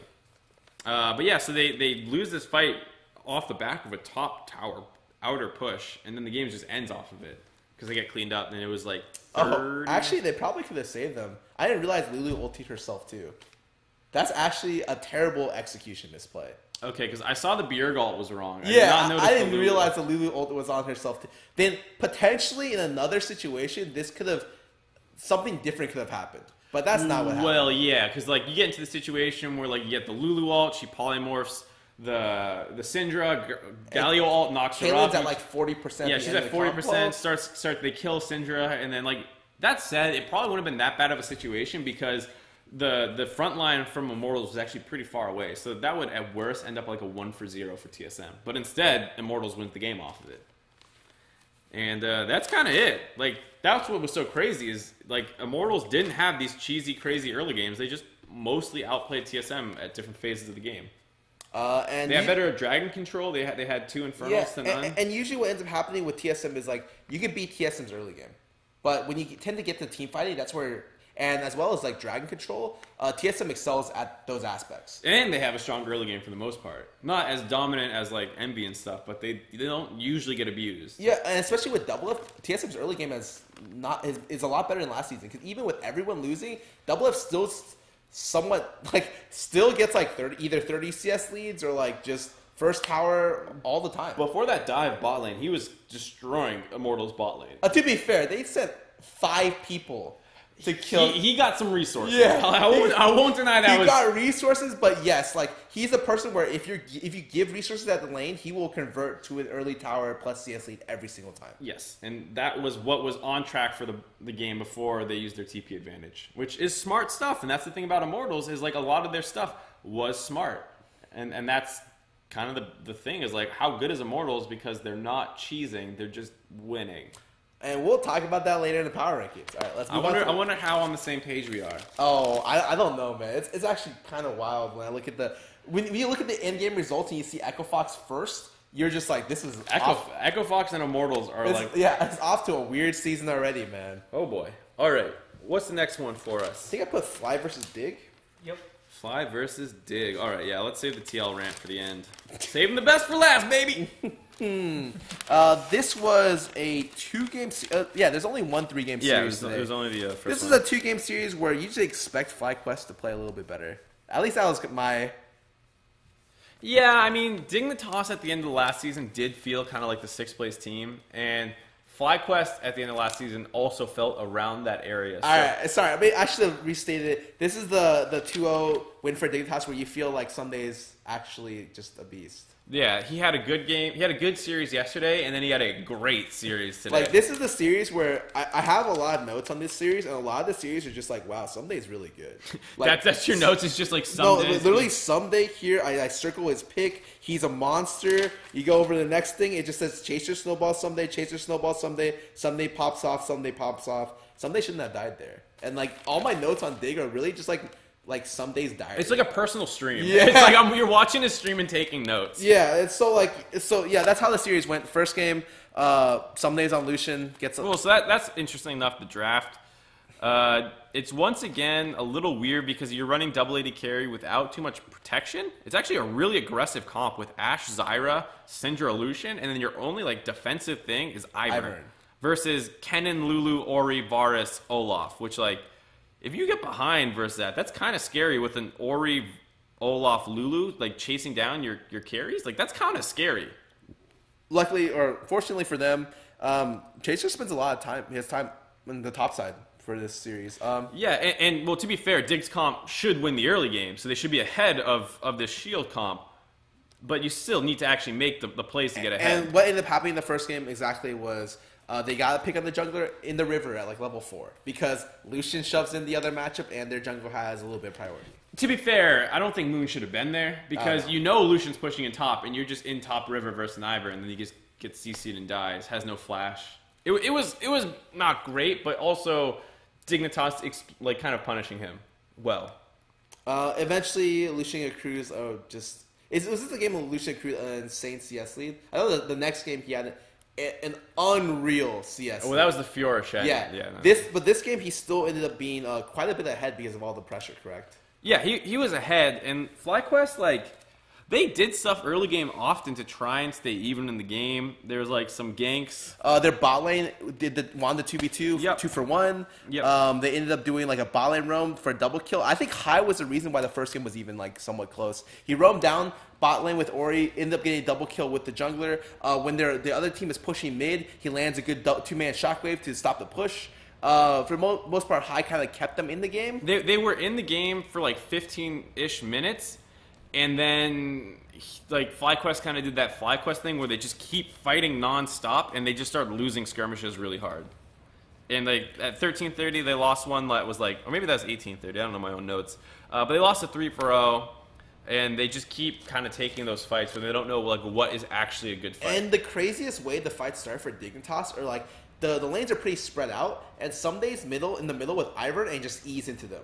And multiple times. Actually, how the fights start, and he just straight up just like kills the other mid laner. Like he kills Hai, or he kills like the top laner. He just chunks the jungler. The funniest one was when he kills Hai, baits him in, starts chasing Lulu, and then Lulu flashes the wall but doesn't get away, and he's like, "Fuck it, I'm gonna hit Olaf." And then Olaf gets away, and he's like, "What are you doing someday?" Yeah, but he's just so aggressive that you're just like, "Yeah, that's a great play." Wait, he just flashed for no reason. It just gets you excited. You're like, "Get him! Fuck him up!" And then you're like, "Oh." And honestly, he's like watching him play Lucian. He weaves the autos really well. So that was funny. Was yesterday, or well, last night. You have Huni playing Lucian top, and there's like this 1v1 solo kill, and he just like he Q auto'd. And then right clicked. Yeah, and he got stunned. He he didn't move. Yeah, he just had more damage than Kennen. And when you watch this series, you're just like, wow, he spaces really well. Makes sure to get like perfect auto weaves after his rotations. You're like, wow, this guy played so well. Auto weaves. Sure, we're inventing vocabulary. I love it. Here. Auto spacing, auto weaving, auto correcting, sexting, all that stuff. Moving on to the second game. This was the Fiora one. So this time, Ori, Fiora, Karma, Lee, Ashe. It's a protect Ashe comp, kind of. 4-1. It's just a 4-1 comp, really. Nothing special here. FlyQuest, it's kind of the same, but with Shen, who loses the matchup, which they picked into the Fiora, which I just have to call stupid. Like, I don't know why you would take the other team's best player, solo, fucking whatever, best like top laner in the league, and take a losing matchup intentionally into it. I mean, what would you rather pick here? I think you can go something else. Like, you could flex the Gragas top and put it versus the Fiora. It's still not great, but I don't like Shen. I don't think it's super bad. But I think into this player, it's really bad. Well, that's what I'm saying. In context of, like, how does Dignitas win? Someday carries. And you're like, please, prove that you can carry again. I didn't quite believe it with the Lucian with, like, 150 CS lead. That wasn't convincing enough. Take Fiora into Shen and prove it again. And then once again, Chaser does a good job snowballing side lanes. Yep. Chaser's playing well in the early games to get Dignitas leads. Yep. He even does the funny XP 3 quint route where he goes to the enemy jungle, and it's like, wait, there's nothing here, because Moon has a really nice route where he starts raid camp, goes blue, and then clears backwards. For the most part, Chaser just sets up the top lane to succeed, and doesn't matter that bot lane's dying, because they got double killed, like, through their roams and collapses, all that stuff. They just waited it out until the point where Someday was God. Yeah. And there's one situation where Someday collapsed mid lane and died and traded 1-for-1. That was pretty bad. Hold on. You're skipping some stuff in this game. All right. The dragon fight with Someday was the craziest shit. Did you see what I was saying on the desk about it? No. That might have been like one of the most intelligent plays I've ever seen, if it was intentional. With the blast cone? With the blast cone. Oh my god. I saw that. I was like, is that good? I thought about it. I'm like, it's really good that they're looking to clean up. And they were. So, like, here's the situation. Your bot lane gets dove and killed. The enemy team goes to dragon. You teleport contest with the Fiora. You clean up a little bit. You get one kill. Enemy team's running away. Fiora low health. Shen is still there. And instead of just going... taking her lunge up at the Shen and killing him, she goes over the wall into the enemy team and then hits the blast cone over to Shen instead. So the enemy team no longer has a blast cone to take. She gets the kill on Shen, stays healthy, and it allows Fiora to flash in to get another kill on the Gragas. It was nasty. If it was like intelligent, like if that was intentional, that was like one of the smartest plays I've ever seen. I also think it was one of the scariest plays because I think he was low health. Yeah, he was like 10%. He was like 300 health, 200 health. So I think that was a play would have been a lot more intelligent if he was higher health, and it worked out and it looked genius. But no, just the fact that he was thinking about that, he's so good. Yeah, and so like a lot of people will say like, "Whoa, someone looked like they matched up evenly in laning phase," and it's like everyone can play laning phase at the pro caliber. There's not like sure some people are better. Like Froggen's a god tier laner, he'll smash a lot of worse players, especially when you give him a good matchup. But for the most part, where players really shine is in situations like this that you don't get into often, and they play it better. And so, like, Fiora Shen, a lot of people can play that matchup. How many people can make that play in the NALCS? Not many people. Like, you might say only him. I honestly wouldn't be confident saying someone else would have made that play. I think in terms of awareness right there, he was perfect hindsight maneuver. It's like one of those situations where you look back in VOD review and say, how could you have played this perfectly? And then he just did it on the first try. Yeah, exactly. He's nuts. And I mean, talking about players who go even in lane phase, he got a lead, like he was given a lead, and he just ran with it. Oh, he destroyed it. So hard. You're looking at like what 50 CS leads by 20 minutes. A lot of other players have recruit smaller leads or not that much pressure. Some days just really, really good. Like really good. Like pretty.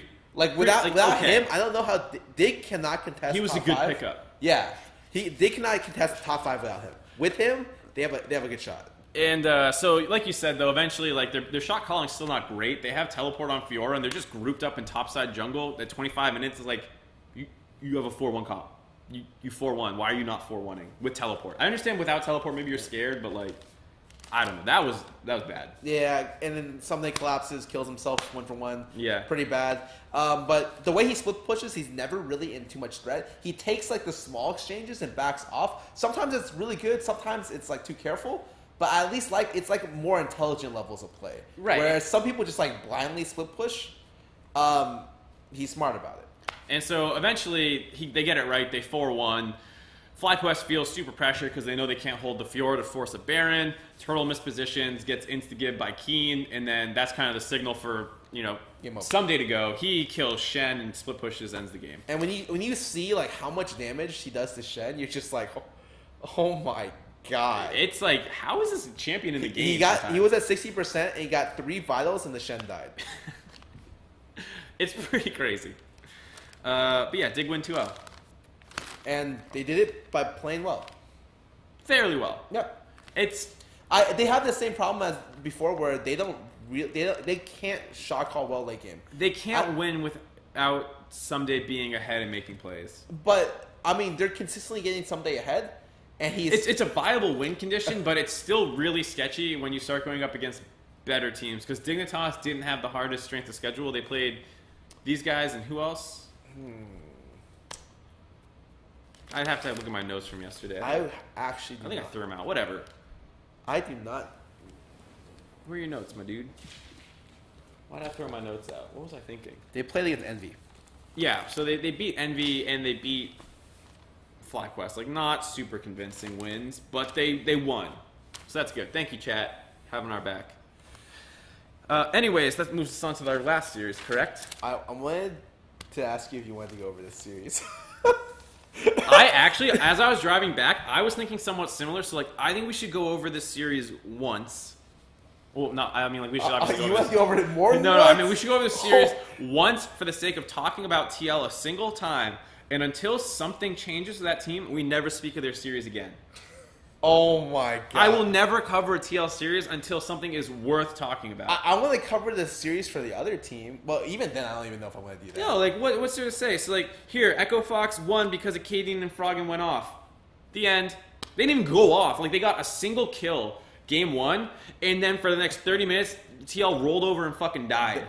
I swear to God, they just AFK'd. Like, I looked at the game, I'm just like, how do they have a 9K gold lead at 22 minutes? With 1-0 as a score. Yeah, like, they just didn't try to force anything? They didn't, like, and their comp wasn't good for it, right? Like, Ivern, Kha'Zix, Lulu, Syndra, Cog. It's not great, but, like, you can, like, speed up a Kha'Zix to jump in with a Shen and a Syndra. You can do something. At least when they're taking, like, Baron, maybe you should try split pushing a little. Yes, they don't have great hard engage, but like a real team gets vision control and then stuns someone, and they don't roll over and give up every turret on the map. And then the only reason this game went long is because Echo Fox kind of disrespected, and like it is still a Kog'Maw. And it still is Echo Fox. Like them closing out the games, they're more It's a decisive. struggle. Yeah, they're more decisive about it now, and they can do it better. But they still flubs themselves. Yeah, absolutely. It's not something where they're very, very good at. Yeah, both today and yesterday versus FlyQuest, Echo Fox almost lost, not lost, but like Froggen died in the base. There's like a clean 5 to 7 minute period where you're just like, they could do something. They should do something. Yeah. So not clean. And then game 2, I don't know what the fuck the Sejuani support pick was out of Echo Fox, but TL didn't really punish it. I mean, he died in lane, but that was them going aggro. I was like, because they wanted to, like, it seemed like they wanted to all in. Like, you have Sej started off, you have the root chain CC, which eventually leads into the stun. Yeah. Like, I saw the idea. But he started it from like 60%. Yeah, so they just couldn't win. They didn't have enough damage. Okay, so I want to talk a little bit about Sej support because I don't think they really showed off too much outside of ganking mid. I think they showed it's good at 6 roaming. It's good pre-6 roaming too a little bit. Yeah, so right now there is a high elo Sej main called Hungry Like, and he plays support Sejuani. He does some of the cheesiest stuff I've ever seen. You can level 1 buff on this character because he does percentage max health. Oh, you told me about this. Yeah, you start E, right? Yeah, you start E, and literally I played against him. He took my red buff when I was doing Raptors at level 1. Like so Caitlyn just walks in the bot lane through try with red buff, and I'm just like, we lost.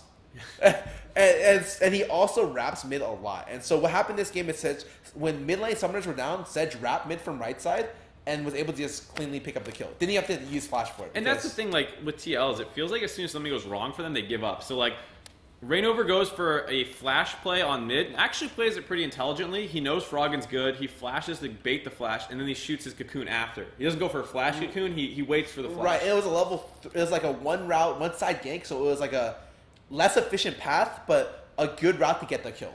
And they just misplayed it, and now they're down sums mid and jungle. Acadian covers the play a little bit, wraps around, they kill Slushy, and after that the game feels over. He goes top, Acadian makes a good play top, he gets everyone snowballing, they make repeated ganks in the mid lane, and once again, Froggen and Acadian are the main factors in this game. And the game ends. You're watching Talia during like neutral position. She takes at least to 20% on like every objective possible. Every time. And the only play TL made was they sent 5 people bot. Oh. And they lost 3 towers almost 4 for 1 tower and 1 kill. So Looper, he outplayed the initial gank attempt, and TL should have backed off and ate 1 turret loss. Maybe 2 because they had Rift Herald off the back of this play. So you maybe lose 2. Instead, and the worst thing is, if Froggen Talia ultied up top lane with Rift Herald, they would have gotten inhib. Oh, yeah, They could have, 100%, because Looper's respawn timer is quick enough to where if they wanted to go for like a risky, super hard, super ballsy play, he could have TP'd in and went for it. But like, that's not something I encourage. I definitely think they could have gotten at least the tower. The inhib itself, no way. The way they played it, either way, was good. fine. Yeah. I thought Echo Fox did a great job, and the other team just went for a random cannon play when the other team has Rift Herald and full pressure. Not very intelligent. So, here's what we'll do for this. All right, Echo Fox won how you'd expect, and let's talk about TL once now, and then never speak of them again until there's something worth talking about. I'm down. If their next series are exactly like this, yeah. If they lose 2-0, I can't even talk about the other team because the other team doesn't have to do stuff to win. Exactly. I mean, they do stuff to win, but it's literally like they gank, and then they group and they roam around a little bit, and TL just doesn't put up a fight. So here's the thing. TL brings back the same roster that they tried at the start of last split. And with it, they say last season the problems were the coaching staff and the meta wasn't good for Piglet to carry. And we believe in Golden Glue. It was one of the things they even like put in their their little sign off for why they're going for the same roster. Then they put out a video, Squad, their video series, and in it, you almost hear like this little bit of insanity in Steve Aronset's voice when he's like, yeah, Golden Glue has to work out eventually, right, guys? He has scrim results. Eventually it's going to translate to stage, right? And it feels like this guy who just like doesn't want to admit reality. And so they go into yesterday's games and they look bad. They look like the same TL that had to change up the entire roster to avoid relegations. Because guess what it is? You just change your coaching staff. One member, like some other of the people are still there. Like basically it was Saint for Kane, who is having some visa issues, couldn't be on stage, whatever. You have the same team after day one, it loses, and instantly Golden Glue is benched for Solution. That was what I was so confused about, because I'm just like, you're not changing anything. You're not going to get a better result benching Golden Glue. If anything, Golden Glue was at least stable, so maybe you could try the same situation that happened the other game, and Piglet can go off on like a random champion he's good at, and maybe they can win. I just don't see the point. Like, yeah, Golden Glue is not good. That's not the problem. Like, your whole team doesn't work. As a unit, it didn't work last split. Your team functionally doesn't work, again, here, apparently. And then you swap out Golden Glue like, oh, yeah, that's the problem again. That was the whole thing that they scapegoated the first split on, and that wasn't the case because eventually there's like, double if please save our ass. Right, and even in these games, like, it's not even that, like, for instance, I'm not even going to slam Piglet. I thought he played, like, probably one of the best on this team. But it's just that, again, the whole team just doesn't work. Yeah, sometimes there's bigger issues than, like, an individual player. And you can't swap a player out and think that'll fix it. Unless you're getting, like, literally superstar talent in double lift who also can shot call and, like, be a leader and everything you would ever want in a single player. Like, if you get Bjergsen, yeah, maybe he saves his team. You get... I don't even know the other one other than Bjergsen in double lift. Like, who would you... You can maybe get Afro or Smoothie. Maybe someone from the support position that can actually make... Yeah, but you still don't have carry threat, really. I don't know. I mean, I would be able to at least see a world where it would work. Yeah, sure. So either way, we don't really know because TL didn't put anything out for why they did this. And a Riot kind of asked and they declined to comment on it. Did they really? Yeah, because I asked, actually. It was me. Okay, yeah, okay. I should say Riot. I asked. I want to know why. So they didn't comment, and it's so like maybe there's a problem. Like I've been in a situation where it's like it's too personal to go over. Like we can't say why we're not using this player or something, and that's fair. Maybe that's the situation here, but at least say that. But they said nothing. They just Steve tweeted out we're using Solution instead of Golden Glue. They weren't like Golden Glue asked for the day off. Management thinks this isn't going to work. They didn't give any reason, so we just have to assume it's a management decision that he's not good enough, which is just. Yeah, that's true, but why the fuck did you bring him back then? If you did bring him back, you at least have to make sure the sub that he's working with, like, that's split scrim time, or is like a good enough player to where like, you could feasibly see him going to Worlds or winning stuff with him. You want to say that, but like you have your initial announcement and the squad video, and they never mention having a backup mid laner. They're never like, we're splitting time with Golden Glue and Link, like they said last split, when they didn't even fucking do it. They never put Link in the game. Yeah, but at least he's split. Yeah, but that's what I'm saying. So like, if I saw him go on stage, I'd be like, okay, you know, they're desperate, but at least like it's their backup plan. You knew that was there. You had no idea Sushi was an option as a fan, unless like you were a super hardcore stalker. Until I saw the tweet, and I was like, oh, that's how they make roster announcements. Oh god, it's just like, and like I said before, I understand it's hard to make a roster move in this climate between splits. Not much time. You're going to have a hard time finding a good import if you want to swap Piglet out for like a mid and put Turtle if you can get him, or all tech. Like you have some potential game plan there, and they say, screw it, that's not worth it. Which, yeah, I get it. It's hard. It's hard to make a roster swap there, but... At some point, you have to acknowledge that it's like the organization's fault, you know? Yeah, because it's like, okay, again, even the way they phrased their first split, like, it's not the players, dude. It's the coaching staff. It's the meta. It's like, God, let's just make up excuses now, you know? Yeah. Like, at some level, it's just like, you don't have to say any of this, man. Because if whatever you say, you could say anything that you want for reasons why. But if you can't bring a team that wins games, it doesn't matter. Yeah, and so, like, if they would have said, like, hey, we're going to get Golden Glue back, and then we're going to get some random Korean kid off the solo queue ladder, and we're going to see who turns out better for the team. Like, I'd rather see that. Like, you have some long-term planning. This is, like, short-term planning with no long-term thing behind it. Like, where's the attempt to develop some other talent? Like, you know what I'm saying? Like,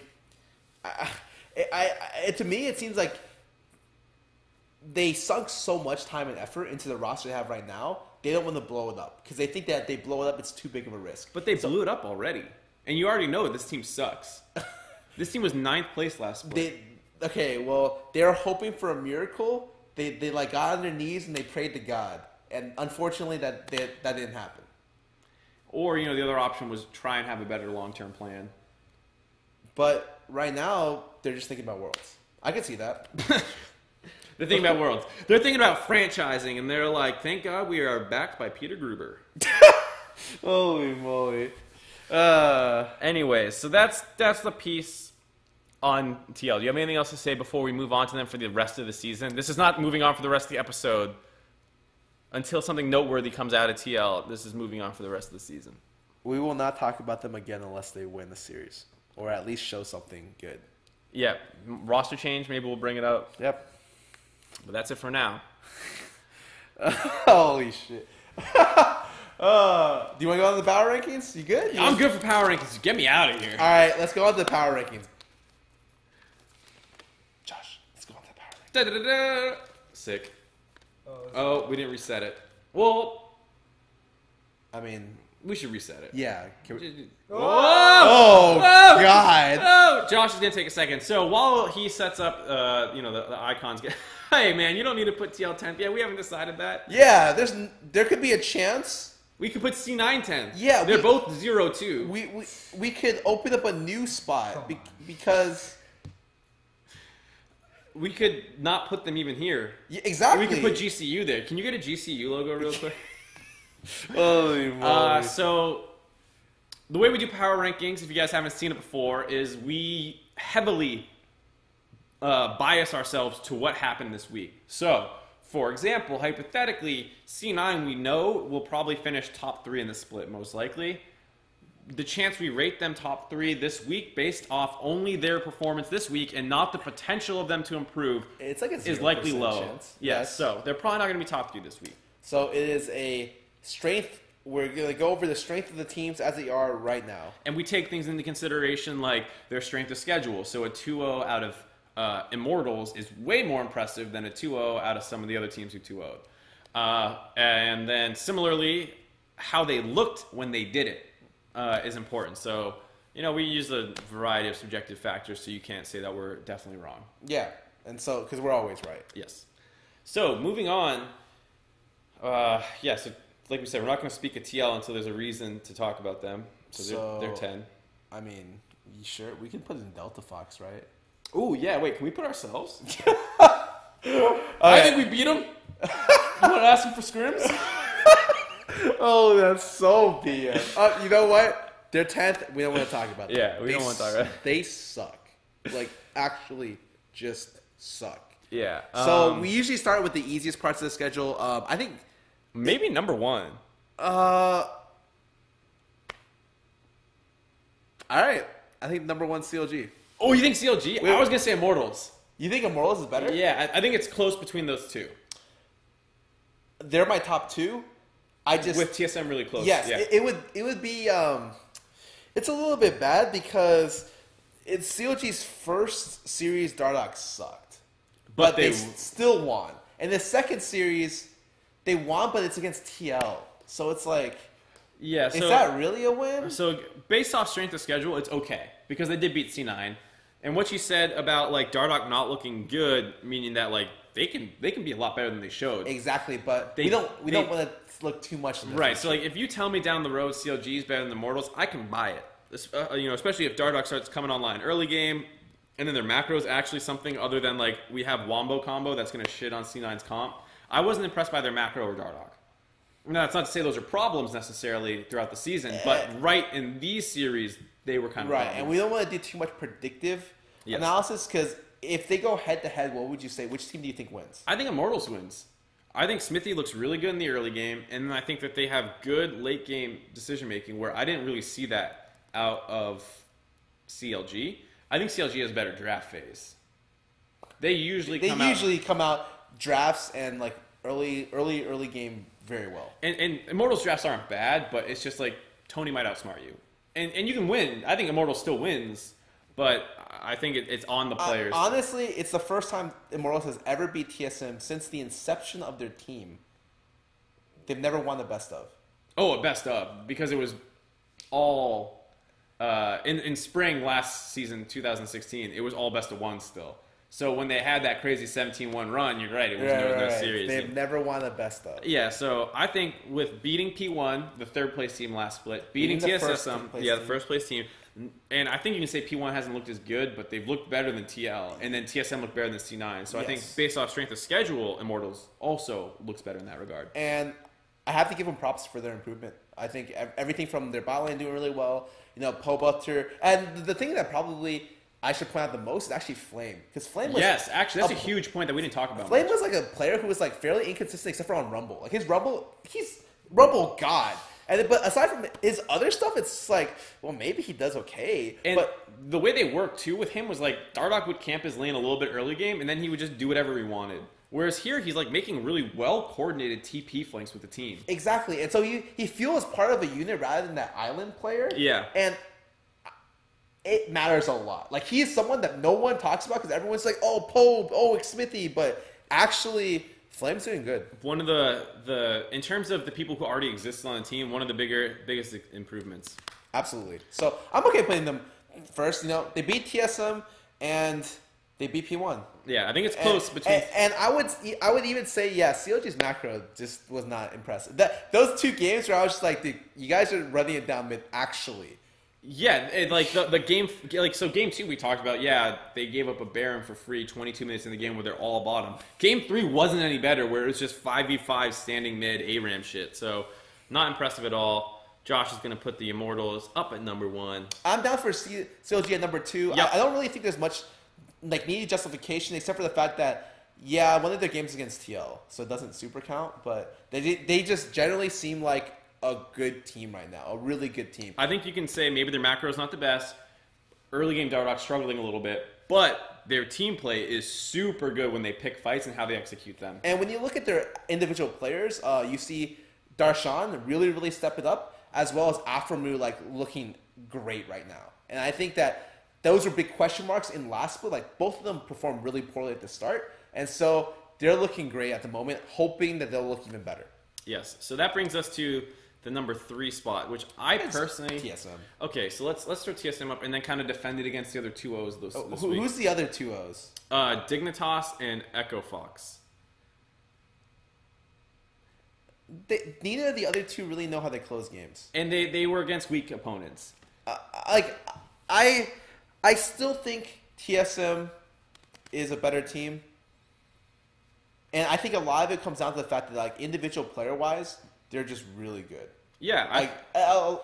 Double coming back, just look at their bot lane. If they ever get resources, he just, grinds the bot lane to, dust.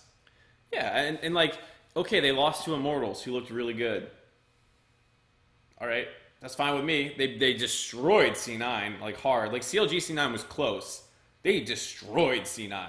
And that's what's kind of scary, is, that bot lane is, too much for almost anyone in the league to deal with right now. Immortals bot lane struggled against it. C9's bot lane struggled against it. 2 of the strongest bot lanes last split.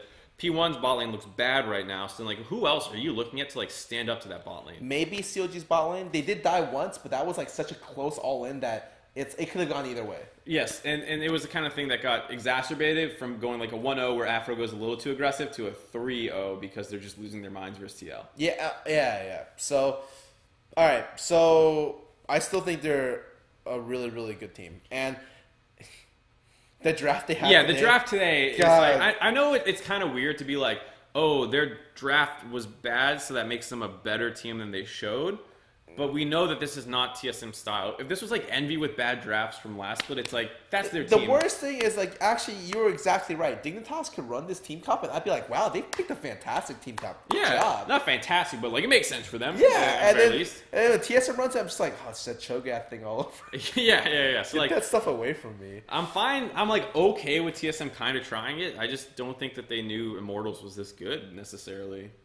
Either way, who knows how they ended up with this draft, and I think it made them look worse than they are. And that's, I don't know. That's just, I completely agree with that justification. Yeah. So that kind of brings us to the interesting 4 or 5 spot. What are the other 2 teams? Echo Fox and Echo Fox and Dignitas. Which, if you think it gets a little hard here, maybe we flip down to the 9 spot. I say let's flip down. What are the other teams that? C9 went 0-2. FlyQuest, C9, P1 are the other 0-2 teams. Oh, God. It doesn't get easier. FlyQuest, P1. So P1 lost to CLG and Immortals, which is a tough lineup. Actually, yes. Right? So, was it Immortals? Am I crazy? P1? Yeah, they lost to C9 or CLG and Immortals, right? No, it wasn't CLG. It was Envy. Oh! Oh, I tried to justify that. No, never mind. It was C9 who lost to good teams. Yeah. Yeah. Oh, wait. Let's put it this way. Where would you put Envy? I would put them like pretty middle of the pack. I'm optimistic about them, but I wouldn't put them over the other 2-0 teams yet. So I don't think I could put them over Echo Fox or Dig, but I put them like right in that triplet kind of. So they would be right after the 2-0 teams, around like 7. Yeah. But you wouldn't put them at 9. No. Who is your 9? I'm actually curious. I actually think it's either FlyQuest or P1. The P1 lost to Envy? They lost to Envy. FlyQuest looked bad. They still have like the whole High Moon synergy thing, and I think Turtle is better than Alltech, but they still have this horrible problem in the mid and late game where they take like any fight, no matter how good or bad it is. Just randomly do a Baron? Oh, we lose. Don't play to our team comp? Okay, we lose. Like they had the ball split push on Fiora that game, and they could have just ran that, but then they just fucked up how they checked vision over and over because like they don't necessarily have good. Was I talking to you about this? I don't think so. So in League of Legends and in pro sports, there's actually a Bill Belichick quote, but a lot of people say it too. You need to learn how to not lose before you can learn how to win. You were talking to me about this because I didn't said Odie at Dignitas used to always say you have to learn how to lose before you learn how to win. And I realized that's probably why we lost so much because he gave us the wrong quote. So we just learned how to lose, and we just didn't learn more than that. We just kept losing. So the idea is like before you can like beat good teams and force your game plan on people, you need to not make fundamental errors. You need to become a fundamentally good team, and that's the problem I see with FlyQuest is like they have crazy ass game plans that they execute on erratically, but they're fundamentally flawed in some areas. That until they fix those, they will always be struggling somewhere in the middle. Where like, oh my god, they beat this team, but then they lost to these guys, and this looked great, but this looked horrible. But then, what do you think about P1? Then are they like that, or are they just bad? I'm not ready to sell my like P1 stock from last split completely. I think they had a really rough week and looked bad, but I'm not like ready to be like they're actually just bad. The way for me, it's just like because if I rate a team 9th, I rate them the second worst team in the league. And when I see the drop off between Team Liquid to the rest of the teams, it's not comparable. It's so wide. I think definitely for the 9th spot, we're between P1 and FlyQuest. Agreed? Yeah. And I think what I'd say is both these teams have plenty of opportunity to move up in the rankings. I mean, it's week 1. So everyone does except for maybe TL. Yeah, and I mean, like Immortals could go 0-2 next week and drop significantly. So, like, obviously we're not saying this is how it's going to be, but just for this week, I feel like FlyQuest didn't show anything super impressive. Yeah, I think High had his moments which are good. Yeah, High and Moon had some good early games this weekend, but generally just weak overall play. And they didn't take a bad 0-2 like we were saying with C9, where it's like, okay, you played TSM and CLG, two good teams. Like FlyQuest opponents were not world beaters, Okay. Potential world candidates. I'm down for that. I like your reasoning and I agree with it. Let's go with FlyQuest and then FlyQuest 9, P1 8. Okay. And then the next two I think are going to be a little bit weird because then we're debating between C9 and Envy. Yeah. And I actually think I think C9 is like just. Do you even think they're worse than Echo Fox, even though they went 0-2 and the other team went 2-0? Do you see them? Honestly, not really. It's just like it's like what you said before, where you don't think C9's improved at all since the start of Spring Split. Yeah. I still think they're like a very hard barrier of entry into the top of the teams. Like they're a team that like their early game's not that good, but they can team fight and they have really good mechanical players. Yeah. And so like to even be able to contest them, you have to make sure that at the bare minimum you can meet them in one of their strengths.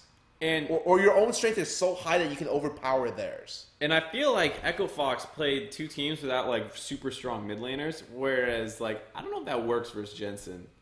Where like Froggen has Talia versus Cassio and just like absolutely obliterates anyone who comes near him. Yeah, I mean C9 could have played against TL this week and what? You're right. I like how you stopped midway through to be like, "Am I sure about that?" No, like, no. I stopped midway through because I was like, "Do I want to make that argument?" I think that doesn't say anything. That doesn't say.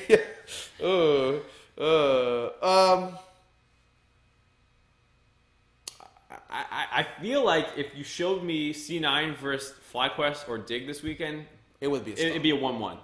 We're like C9 is now 1-1, and one of those teams is now 1-1 as well, because they didn't get to play weaker opponents or stronger. You know. I feel like this, like the C9 ranking, is going to be heavily influenced by how much you want to argue strength of schedule. Because I would argue pretty hard that, like, yeah, C9 played CLG and TSM.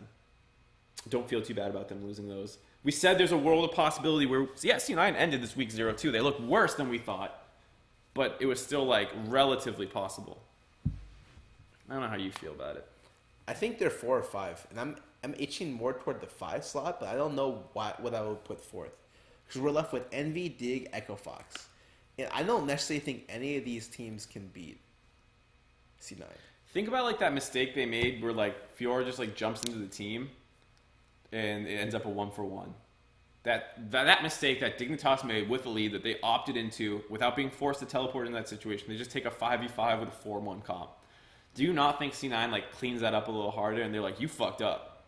No, they definitely would. They're a team that, especially if you mess up against Jensen, like kind of in the mid to mid late game, he ends your team. Yeah, fight. they clean you out. It's really disgusting. That's what happened versus Envy last split, like last week or whatever, where like Ninja messed up a fight, and then like C9, like Ori Shockwave, boom, game over. So we would then be looking at C9. Oh my God, there's still 4 teams. Maybe Echo Fox. Over C9. It's so funny because everyone's just like, you have Echo Fox bias. And I'm just like, yeah, maybe if I'm biased at putting them too low. Yeah. Like, I'm not completely sold on the team because it's the same team as last split. Yeah. They got 8th. They almost got relegated. They were like so close to getting relegated over Team Liquid last split. And honestly, they look good. Who are the 2 teams they played this week? TL? Anyone can look good against TL. It's the other team. FlyQuest? They did look great against TL, to be fair. They did look great versus TL, but I mean, they still struggled to close out game 1. Yeah. And like TL just rolled over. It's hard to say. Like they played FlyQuest and they won. Yeah, FlyQuest. Where do we rate FlyQuest just now? We put them 9th. So they played the 9th and 10th place. They played the 9th and 10th place teams. They won. Whoop-de-doo, dude. I agree. Do you want to go C9-4? I'm down for C9-4, but you have to give me like some really good arguments for Echo Fox in top 5. I don't see it. Oh, I don't see it either. I'm dig top 5. I'm absolutely do not see that. Yeah, give me. I think I know where this ends. Dig. Give me C9, and then we have Dig, and then the Envy Echo Fox thing is interesting. Yes. Who did Envy play against and lose?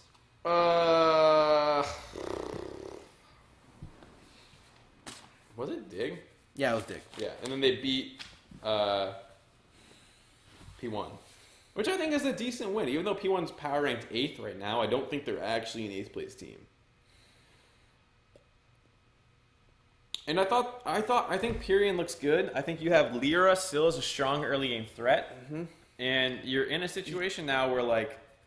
The thing is, I don't want to be too predictive. So I do think that Envy has potential to get a lot better because they're just learning how to close out games now. They went to a 3-game series in their first one as well.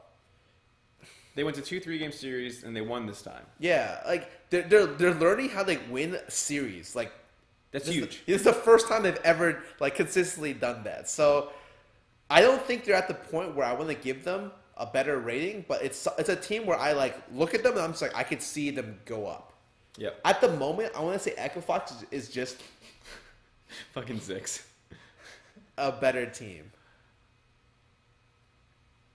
Even though they did play against TL, which I don't. It's like I get one. You know when you're collecting data, you want to have multiple sources of data. Yeah. I'm giving half the amount because games against TL don't matter.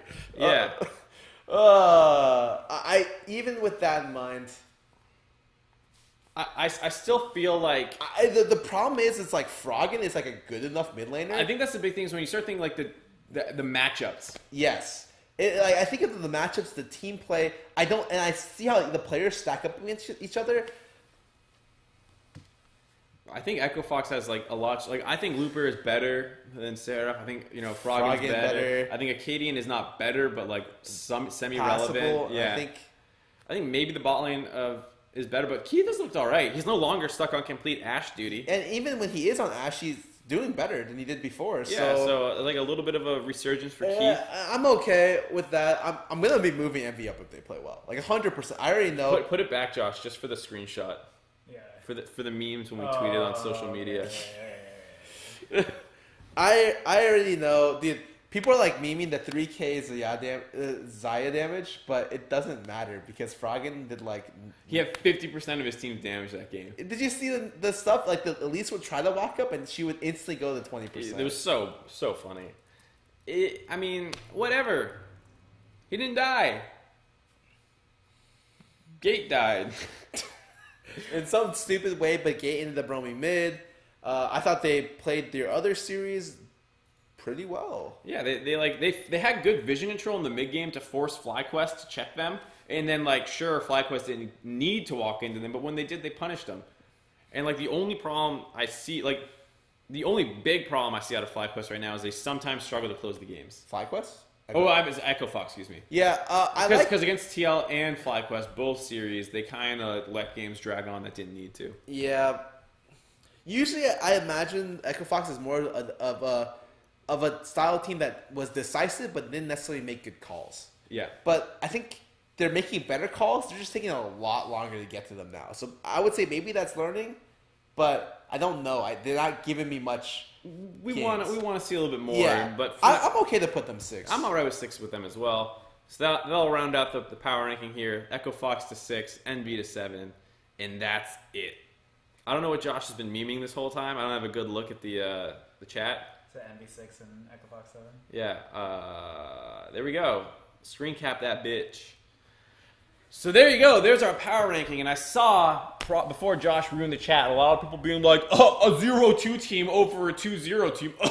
That's the fucking point of power rankings, you idiots. Yep. Is that it's not an actual ranking based off their standing. It's like their actual strength. Oh, cool. You beat FlyQuest and TL, 2 teams that looked horrible. Great. Wait, what? Wait, Josh, you just messed it up. Why is it Echo Fox? Echo Fox 6. Oh, sorry. I was busy watching Plum versus Wizard.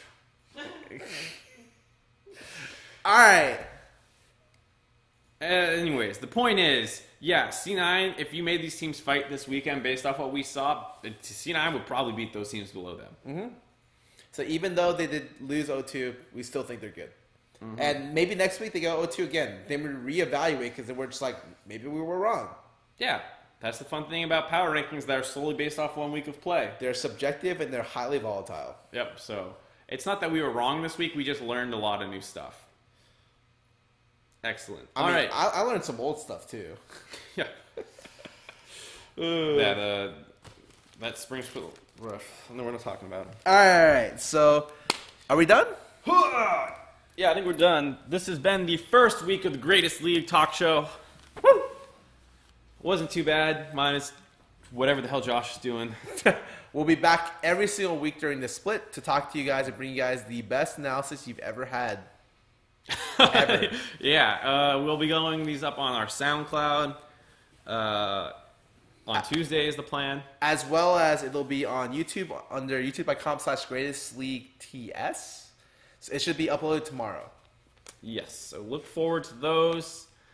We look forward to talking more about the NALCS, the greatest region in the world. Won't be here next week, guys. I'm sorry, but you guys will have Yuna. So we won't. Have That's Yuna. not bad. We won't have Yuna. Where's Yuna? Because he's doing his other job.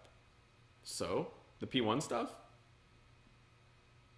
He tweets about that shit all the time. Oh, does he? Yeah. I wasn't sure if I could say it, but yeah. I mean, it's like he posted it on his Instagram. Oh, okay, cool. Then I can say it. We're good. Yeah, I'm pretty sure. Anyways, he'll come back in time. He was doing stuff for TL before, and he made it back. Then cool. Yeah, we'll probably use him then. Well, we need to ask him to be sure. Maybe Maybe we don't know his deal. Yeah, I don't want to take up his time because he's a very busy man. He's a busy guy with all that PUBG. I shouldn't even want to talk. I'm usually playing with him. Yeah. No, actually, no. He plays way more than me. All right. Enough of Anyways. that. Thank you guys for watching. See you guys next Saturday. Peace. Gonna hold this till we get out of here.